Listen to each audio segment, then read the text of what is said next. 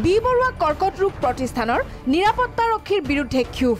দুজনী নাৰ্ছসকলক সিহঁতে ধুনীয়াকৈ ইমাৰ্জেঞ্চি ফোন কৰি দিলে, আহিলে ডক্টৰ। তাৰপিছত গাৰ্ড এজন সোমাইছে, সিমানে তৎক্ষণাতে মানে গাত ধৰিছে মোৰ। প্ৰতিষ্ঠানৰ নিৰাপত্তাৰক্ষীৰ দুৰ্ব্যৱহাৰ ৰোগীৰ আত্মীয়ক।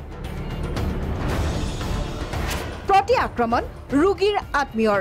গাত ধৰিলে, তাৰপিছত মই ক'লো যে কিহৰ কাৰণে আমাৰ মানুহ ভৰ্তি, মই চেণ্ডেলি তাক মাৰিলোঁ, তাৰপিছত দৌৰিলেহি। ঘটনাৰ পাছতে তদন্ত আৰম্ভ কৰিছে চিকিৎসালয় কৰ্তৃপক্ষই। এতিয়াই মই মেডিকেল সুপাৰিনটেণ্ডেণ্টক কম গোটেই ঘটনাটো কি হৈছে সবিশেষ আমি জানিব লাগে।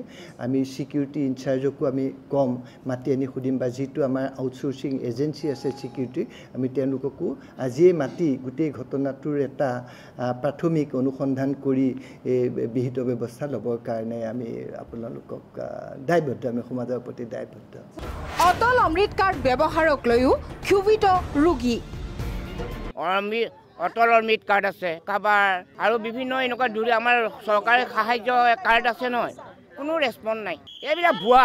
মই এইটো অটল অমৃত কাৰ্ডত আমি একদম सक्सेसफुल নহয় বাইদেউ।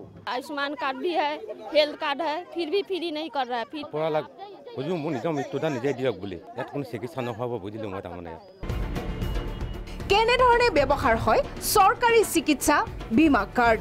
ৰোগীসকলৰ হাতত যেতিয়া এখন AAA কাৰ্ড, যিটো অটল অমৃত অভিযান বা PMJY কাৰ্ডখন থাকে, তেওঁলোকে তাতে ভাবে এখন ক্ৰেডিট কাৰ্ডৰ নিচিনা, তাতে 2 লাখ টকা সোমাই আছে বা 5 লাখ টকা সোমাই আছে। সেইখন লৈ গ'লেই বি বৰুৱা কেঞ্চাৰ ইনষ্টিটিউটেই হওক বা ষ্টেট কেঞ্চাৰ ইনষ্টিটিউটেই হওক বা যিকোনো হস্পিটেলত গ'লে তেওঁলোকে ভাবে সেই কাৰ্ডখন লোৱাৰ লগে লগে সব বিনামূলীয়া চিকিৎসা আৰম্ভ হ'ব। কিন্তু আপোনালোকে যেতিয়া জানে, যেতিয়া এজন ৰোগী আহে, কেঞ্চাৰ ৰোগীয়ে সেইটো সুবিধা পাব, হয়নে নহয়? কেঞ্চাৰ ৰোগীয়ে বিনামূলীয়া আছে, কিন্তু কেঞ্চাৰটো নিৰ্ণয় কৰাৰ আগলৈকে যিখিনি পৰীক্ষা নিৰীক্ষা কৰিবলগীয়া হয়, সেই খৰচখিনি অটল অমৃত অভিযানে বা PMJY বহন নকৰে। এনেদৰে মঙলবাৰে এক অবাঞ্ছিত পৰিৱেশৰ সৃষ্টি হয় বি বৰুৱা কেঞ্চাৰ ইনষ্টিটিউটত। ভিডিঅ' জাৰ্নেলিষ্ট ৰাতুলৰ সৈতে ৰঞ্জিতা ৰাভা, প্ৰাগ নিউজ, গুৱাহাটী।